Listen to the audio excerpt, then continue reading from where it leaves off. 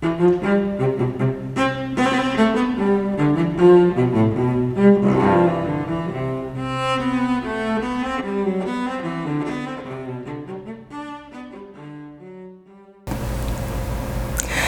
to Peiwen's Note. Today, we have the world-famous violinist and conductor, Maxim Vengerov. Hello, Mr. Vengerov. So nice to see you again in Taipei. Nice to see you, Pei. Welcome back. And last time, when you were in town, it must be 8 years ago, and you played Shostakovich concerto beautifully.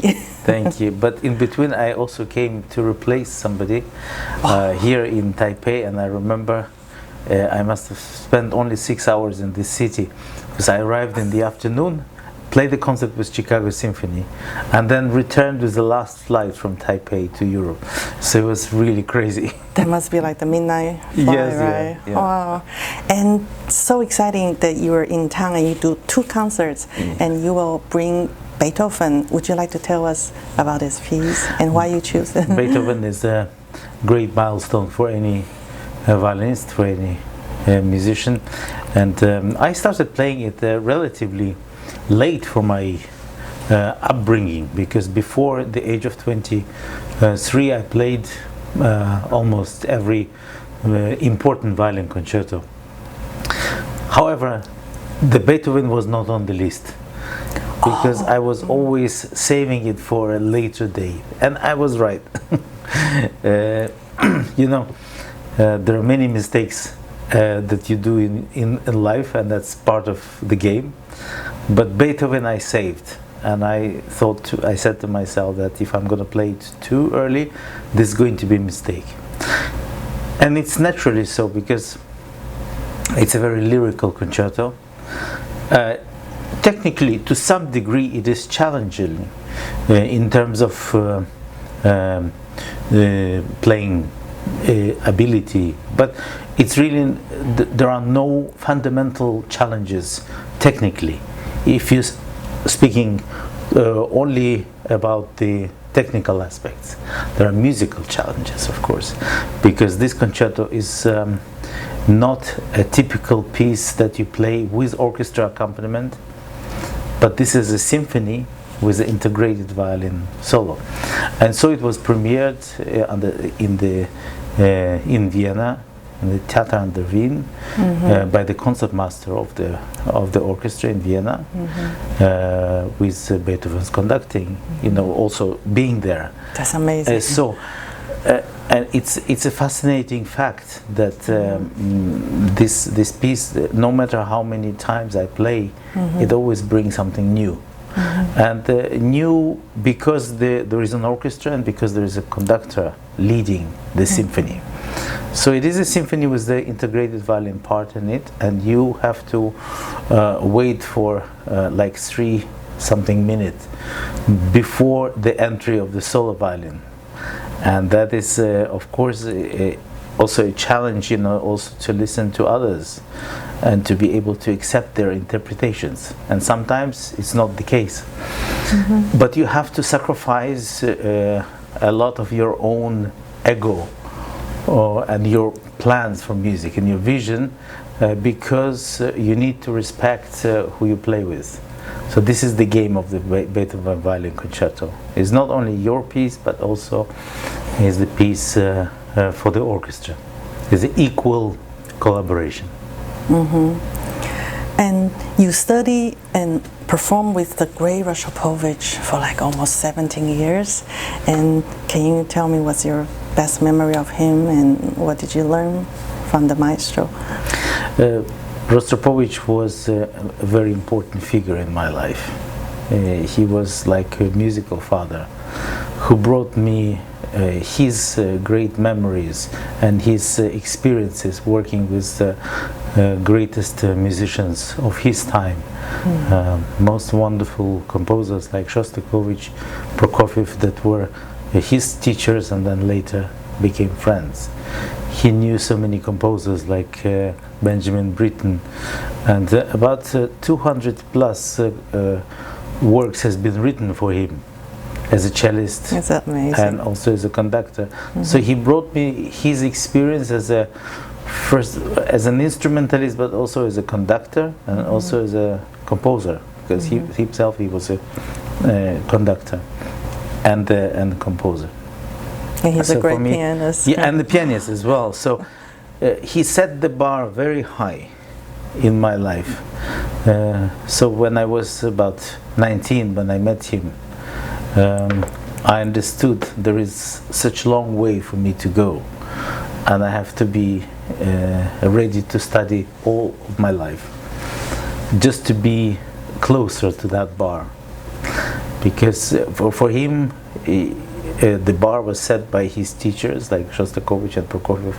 Wow. And for him it was very humbling experience in his life, and so it was for me, knowing Slava and knowing also my other mentors like Barenboim and all the greatest conductors that some of them are no longer alive, like Mazel, Carla Maria Giulini, that I worked with, were simply a greatest experience and a very humbling experience in my life. Those memories will be very fun. And you record a couple CD with Maestro Rostropovich. Yes, with Rostropovich I recorded 7 CDs with him, and with the different range of repertoire, from Russian to British works, Britten Walton concertos, violin and viola concertos. Also we've recorded music by Stravinsky, Tchaikovsky, and Beethoven concerto with London Symphony Orchestra. Wow, that's really great. And in 1994 and 95, you won the Gramophone Award. Would you like to tell us about it? Yes, I was very lucky to win Gramophone Record of the Year for the works we have recorded with Maestro Rostropovich and London Symphony Orchestra. It was for the works by Shostakovich and Prokofiev. For me, it was the greatest thing not only to receive the awards, but also to be able to share that with my family and also with Rostropovich himself, that our hard work has been appreciated. So this is how I value the awards. For me, this is just a public recognition, but also at the same time, it's a greatest responsibility, because like famous filmmaker Hitchcock, he always used to say, you are as good as your last film. And the bars are very high. Yes, right? So I'm always as good as my last recording and my last concert I played. People are always watching, and no matter what ambitious project you come up with, they want to have more. They want to see the progress of the musician, and not to have the repetitive stuff. Oh, he has done it before, we know it. Every concert must be a discovery, and for me every concert is a little bit like a launch of the space shuttle. Because there is always a risk. And that's very funny the way you put it. Yes, because you come on stage and you don't know what audiences you're performing. There are different energies, and you have to blend in and be able to transmit to these audiences the music and the message you want to say, and that takes a lot of energy, a lot of concentration. And so that's why I call it launching a space shuttle. And the risks are, taken in the first 15-20 seconds. The way you start, is probably always the way you finish. That's so fast.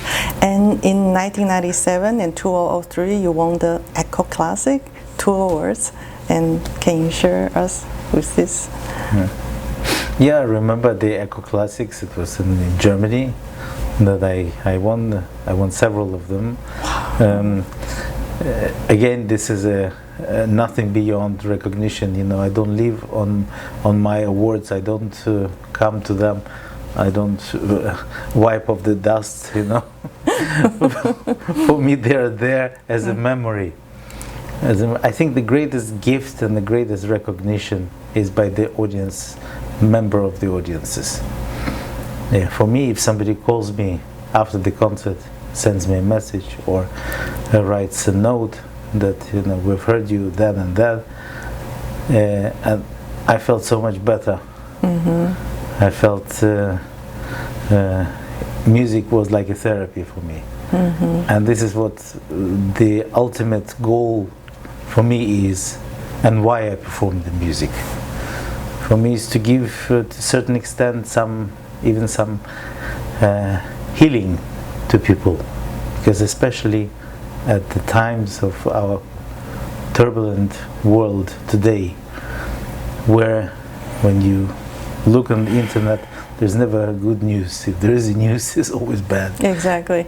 There is so much information, good or bad, and you have to be very selective on internet, not to overwhelm yourself, your body, your mind, and your spiritual self with unnecessary things. That's right. So we have to be selective for ourselves. Nobody can do this for us.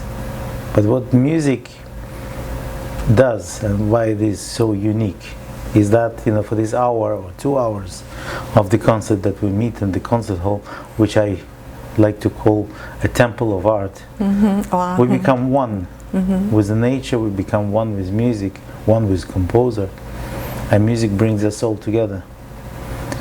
And I think this is the ultimate mission of music. And musicians, humbly, they are the portals, they are this connection between the composer to the audiences. And the same year of 2003, you won the famous Grammy Award. Wow, that's a big deal. Could you tell us about this award?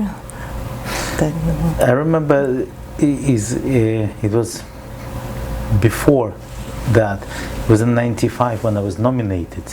I didn't win the Grammy at that time, but I was nominated for it, and I flew to Los Angeles to perform at the actual Grammy Awards. And that was very interesting, because before me it was a rapper who was making his performance. His name is Coolio. I don't know, maybe some of my generations remember him. The young generations totally don't remember him anymore, because now there are new stars. But at that time, Coolio and Gangster Paradise was on the top of the hit list, much more than classical music, for obvious reasons. However, so I said that I'm going to perform at the Grammys Shostakovich Violin Concerto, final movement. And the Grammys, they hesitated to put such complex work, the finale. And they said to me, maybe something more popular, somebody can recognize immediately. Like something, a tune or something. I said, no, only final movement of Shostakovich, because I felt so passionate about this, and also because it was the recording that I was nominated for. Finally, they've accepted my choice, and I performed this. And I remember the reaction of the audience were great. They stood up, they clapped, and when I came out, and the Coolio of the Gangster Paradise, he said to me, "Oh man, is that a classical music? That's totally cool." Oh my God. What else is also impressive, is I remember once I was doing a haircut somewhere in the United States, and I just came up with I just recorded this CD of the fireworks, and I called it Fireworks, which are the short pieces, encores.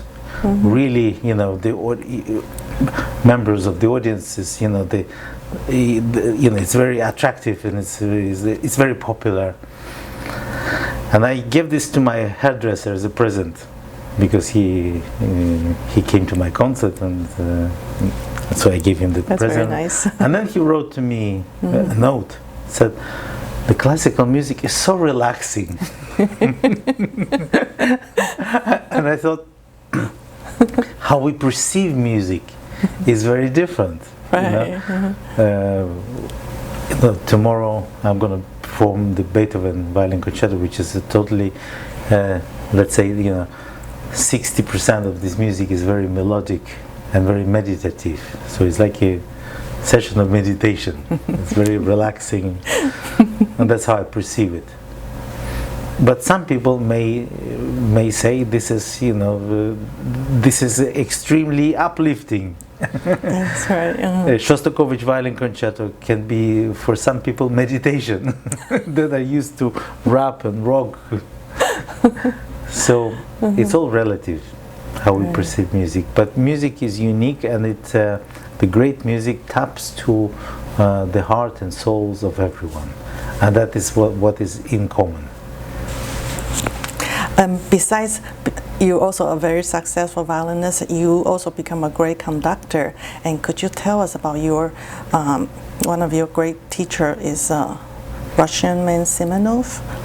Yuri Simonov has been my mentor and teacher for 7 years. In fact, under his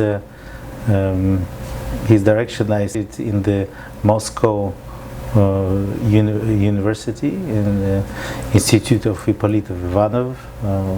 So these years of 7 years of studies, I came through a lot of repertoire, from Brahms to Mahler to Bruckner, and even conducted this Evgeny Onegin opera within the frame of my classes, conducting classes. So for me, conducting experience was very interesting and important in my life, because most of the great violin concertos, they are written in a specific way that violinist solo line has to integrate in the entire score, and unless you know the score and you are able to communicate with conductor and connect your line with the other counterpoint phrases, and you cannot play this concerto. You cannot have the full experience of it. You can physically play it and then let the orchestra be with you, but it's not going to be Brahms concerto anymore. The Brahms concerto is the symphony with the solo line. That's how it is.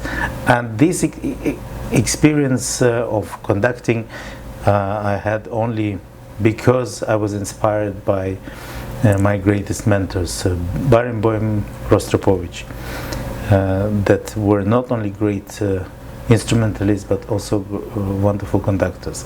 And they always pointed out for me in the score what I should look for in the score, and how should I discover for myself, be it Sibelius, Brahms or Tchaikovsky violin concerto.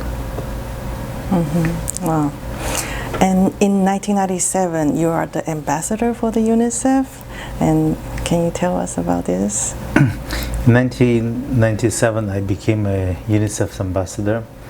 This role has allowed me to travel to the countries and to play for unprivileged societies, for kids that have suffered the trauma of war, for victims of war. And I went to play in the Hill Tribes community in Thailand. I went to the African states, Uganda and Southern Sudan, South Africa. I played for children suffered from poverty, and to so many wonderful people where I wouldn't go just to play a normal concert, but these experiences have been really life-changing for me, and they have built my personality as a musician, as a violinist, conductor, teacher. And I think I always carry this meetings with kids that I played with, I carry always very warmest recollections and the greatest souvenirs from these meetings, because without speaking their language and they're speaking mine, we were able to connect just by doing some simple music. I would play a simple tune for them and they would start dancing, I would dance. Oh. And this exchange from heart to heart was priceless. And I could see with my own eyes how music bring people together and how powerful that is.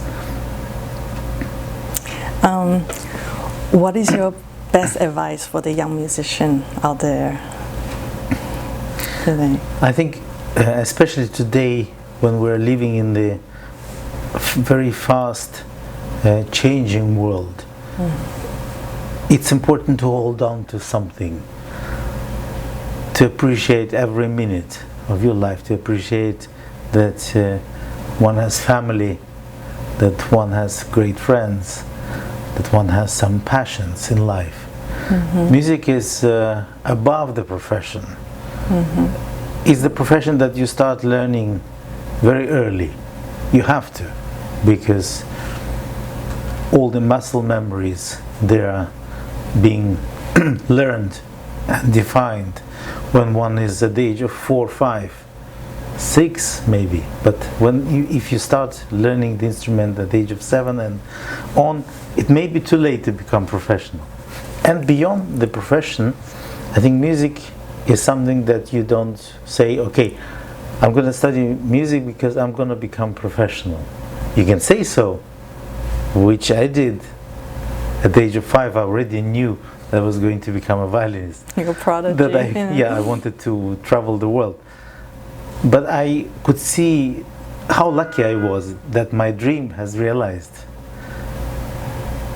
Most of my friends in Novosibirsk didn't make it to be able to travel and to play in the different countries like me. So I was really exceptionally lucky. It was like, you say that I was maybe predestined to do it in my life. But that's why I say that beyond the profession, music is something that you don't say that you're going to become a musician. You can learn it. And definitely this idea of becoming a musician leads you to some places, leads you to some different experiences in your life, and you carry this music with you every time, wherever you go, and whatever you do in life, what you choose to do. I think music is part of our existence. Humanity has started producing sounds before they started speaking, and that's why music, being a musician, is part of being fully realized as a human being, as a human soul, because to study music for kids is very interesting, is very important, because we're physically active, our emotions are at presence, because with sounds they trigger emotions, and intellect, we enhance intellect. And music is pure mathematics, and that's why it's a full package. That's why to study music and to promote music is the greatest blessing that I have in my life. So I wish to young people to study music and love music unconditionally. I think this is the best advice I could give. Last time we hear you play Shostakovich in Taipei, and tomorrow night you'll be bringing us the beautiful Beethoven concerto. And I'm just wondering, do you have a favorite composer? My favorite composer is always the composer that I play at the moment. So I go on stage, and if I play Beethoven, it must be my favorite. Because if the audience will know it's not my favorite, they would sell their tickets right away. Exactly. Well, okay. Well, What's your next big project? Like maybe recording, or you? Have a I look forward to 2023, because this year I'm gonna not only play a lot, but also I'm gonna take some more studies, and I'm gonna study singing. Wow. Yes, because this is the dream that this is the skill that I have had since I was very young, very tiny. You know, I sang in my mom's choir. Oh. Yes. So, I see. and then because I took the violin, so I started singing on the violin. And when I give master classes, sometimes I sing. So I'd like to, for my own development, I would like to study some Russian and Italian repertoire.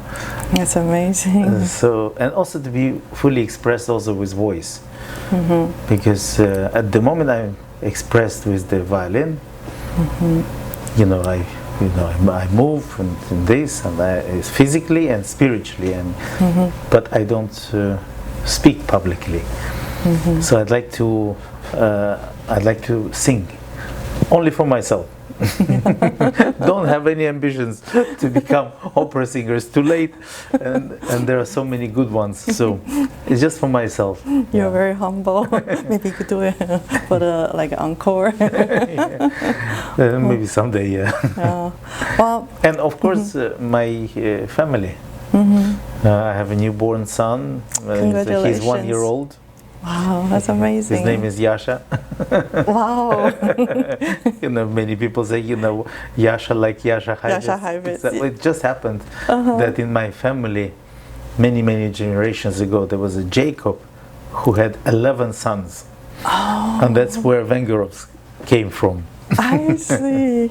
So Yasha is named after him. That's amazing. Well, I'm so looking forward to your concert tomorrow night in Taipei, and thank you for making the time to come to my show, and hope to see you again in the near future. Thank you very much. Thank you so much. Thank you. Thank you.